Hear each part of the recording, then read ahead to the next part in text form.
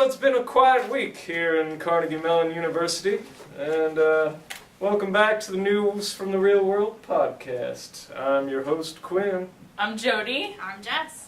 And this week we're starting it off with a little tale from the Midwest, entitled Guthrie Theater Furloughs Most of Its Full-Time Employees for a Week. This is by Rowan Preston from the StarTribune.com, and it's an editor pick. And apparently, the Guthrie is dark in the month of January, so yeah. they've basically laid off their employees for a week at a time, so that they can save some money because they're grossly in a deficit this year, even with serious cutbacks from the previous season. And but it's also afforded them an opportunity to get a bunch of work done on their facilities that they've been avoiding since they opened their new facilities back in, I want to say, maybe 5 years ago? Something like that. Wasn't it like 08? Oh, yeah, something like that. So yeah, that would be about 5 years ago, yeah, Jody. 6 years ago. Yeah. I can count. Excellent. Yay. So what do you guys think of this? This could be you someday. I think that's the most terrifying thing, is that thinking, like, this is the Guthrie, and if the Guthrie has to do this, Yeah, the rest of us are screwed. That was the thing that kind of made me sad too. If the Guthrie is going through trouble. Well, yeah, I agree with you. It's terrifying, and they are such a benchmark that if they're going through trouble, I think that's a lot of instinctive reaction. But at the same time, I think that there's kind of room for new light. If the Guthrie's a name, and I think the Guthrie kind of survives on their name and on their reputation, and maybe their reputation isn't getting them as far as if they're not getting the funding that they need to operate, or their operating costs are just so high that they're not covering them with their donations and their ticket sales. Their annual budget is $24 million. And they were in a deficit of $400,000 last year. And it's after opening a new facility. Yeah. I wish we learned more about kind of how the people who are furloughed feel about it, At the same time, don't we all want a forced week off? You could furlough me for a week. It was also a lot of, hey, you have vacation time, you need to use it right now. Yeah. And that's pretty common in any business, I think the main takeaway that I got from this was it's sort of scary that the Guthrie needs to pinch pennies right now. Yeah. But so is the lesson, you think, to moderate and watch and force people to encourage people to take their vacation days all along, throughout the year?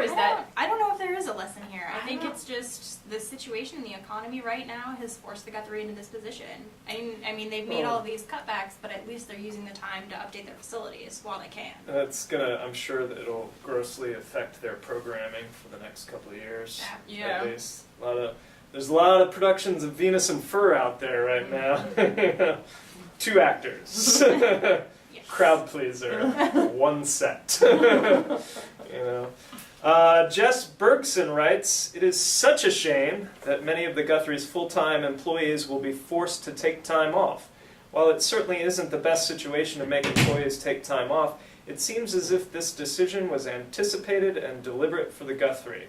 It is interesting to see how they will be using their time during their dark month. I wonder if the renovations to the facility are the best for the company since they are already in a bad place financially."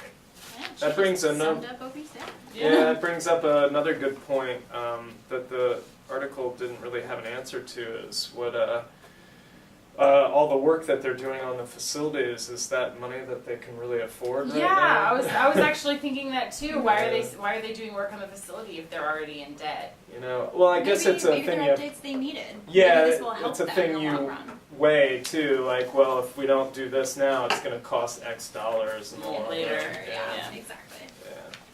Well, moving right along, we have a lot of list articles this week. Yeah, we do. What's up with that? What is up with that? Yeah, well, Jody got half of them. Yeah, not my yes. fault. Tell us about why spell check is faulty. So, this article is titled 8 Reasons Why You Shouldn't Just Rely on Spell Check. It's a student pick from lifehack.com by Lana Winter Herbert. I can give you one reason why you shouldn't just rely on spell check. Please do. It's called common sense. But here are Lana's 8 reasons. Number 1, it won't catch homophonic. It won't catch the homophobes. On live camera. Darn that spell check. Did you wish you had spell check right now? Except I wrote it, except it's spelled correctly. It said it won't catch homophonic errors. Yes. Next. Next, please. Don't you dare edit this out, Ellen. This is pure comic gold right here. Spell check won't catch typos that are actual words. Number 3, you won't learn from your mistakes. Number 4, hideous sentences will be allowed through. Number 5, my personal favorite, it makes you lazy. Number I like 6, the little picture for lazy. Really funny. Number 6, you won't always have access to it. Number 7, it can be wrong. And number 8, it won't discern what you meant to write from what you actually wrote. The thing that infuriates me the most about spell check in Word, where it like underlines in red the things it thinks are wrong, is that we work in theater, and so none of our words are in the dictionary. Like batten isn't in the dictionary, and like quick change is a word and it's not in the dictionary, and it drives me insane because like my whole rehearsal report at the end of the night is just solid like red squiggly lines, and I'm like, no, this is all spelled right, I promise. It's infuriating. Infuriating. I think autocorrect is infuriating. No, that happens That's to me the all the worst. time. It's worst. I was trying to write palate, P-A-L-A-T-E, the other day, and it corrected it to palette, like a thing you place things on. My autocorrect really likes I type exactly what I wanted to say, and it's like, nope, you didn't want to say that. And I'm like, no, I really did. Please just stop autocorrecting me. But we digress. What do the students have to say about this? The students, it was a general sense of like, autocorrect is acceptable when it's used lightly. We all tend to rely on it too much. Not And like acceptable. they're all like power to the proofreader. Was No, most of the proofread your Oh, own sorry. word. I mean, if you don't know how to spell a word, then you should look it up. Don't rely on your spell check. There's a great book so- that we all used to have as kids called a dictionary. I There's- still have one. my But favorite I quote. was born during the Carter administration, My after all. favorite quote from the student comments, and I'm not going to quote the student, I'm not going to give you the name of the student because I don't want to call him out. What's a him? Let's go look it up. Okay, but basically he was not as supportive of this article, and he writes, I love spell check, I couldn't survive without it.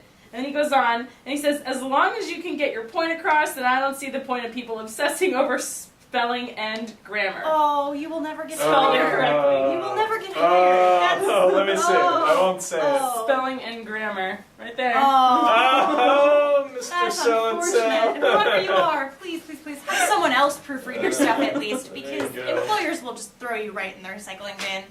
Well, I have nothing more to Aw. say other than don't use spell check because it will not defeat the homophobes. Moving right along to another list article. Yay, lists. Take it away, Jess. All right, the weirdest interview questions hiring managers ask. Student pick from fastcompany.com by Alice Truong, I think. This article was basically saying that, people have started asking weird interview questions in interviews, and this whole thing was started by Google because of all the weird stuff they make you do when you interview. They want to monitor your creativity level. Exactly. essentially. And Yeah. so some of the most interesting questions that they listed in the article were, if you were a pizza delivery man, how would you benefit from scissors? Scissors. That's from Apple. By murdering my customer, obviously. Duh. If you were a box of cereal, what would you be and why? That's from Bed Bath & Beyond. And you're a new addition to the crayon box. What color would you be and why? From Urban Outfitters. I think that's probably my favorite. Yeah, that was Do you the guys best. Yeah, I remember? really like the pizza one. 'Cause what do you do with that? Yeah, but do you remember on the Crayola boxes when we were little, they would have contests for like name Create this your color? own. Yeah. Yeah, and that's in there with cool names Mr. like, Roger Sweater Blue. or like macaroni and cheese yellow. Yeah. So, some people in this article thought that it was, meant to test interviewees' critical thinking skills, and that's kind of the whole thought behind why they ask these things, and, how good are you at coming up with problem solving on the spot out loud in front of someone when you don't know what's going on. But other people just thought it was a ploy to make the interviewer feel smarter, and I how does the Qualifying. internet work? Yeah, that was a good one too. Yeah. I just see someone sitting, well, well, Google. and yeah. Excellent answer right there. Exactly, exactly. For Apple. Exactly. Well, Sabria Trotter says, I love the idea of non-traditional interview questions. I think that if handled with care, asking someone a well-thought-out critical thinking question is a great way to truly get to know a candidate. In a short period of time, it can shed light on the type of personality they will bring to an office or how they think, which is kind of exactly the point. That's why they're doing it. Now, all these students either hated it or they loved it. There was no middle of the road. Everyone's like, this is awful, or this is so great. I think that's an indicator of confidence right there. Oh, I'd love to answer this question. Oh, I'd hate to answer this question. That's a fair point, actually. Well, that concludes this segment of the News from the Real World podcast. I'm Quinn. I'm Jody. I'm Jess. Join us for segment 2. Oh.